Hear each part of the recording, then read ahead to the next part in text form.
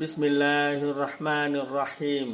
తక్బీరే ఉల్లాతో నమాజ్ చదవడం. హజరత్ అనస్ బిన్ మాలిక్ రదియల్లాహు తఆలా అన్హు గారు రివాయత్ చేస్తున్నారు.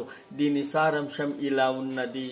మహాప్రవక్త సల్లల్లాహు అలైహి వసల్లం గారు ఇలా ప్రవచిస్తున్నారు: ఏ వ్యక్తి అయితే 40 రోజుల దాకా తక్బీరే ఊలాతో మరియు జమాతుతో నమాజ్ చదువుతాడో అల్లాహ్ సుబ్హానహు వ తఆలా వారికి 2 బహుమానాలు ఇస్తాడు.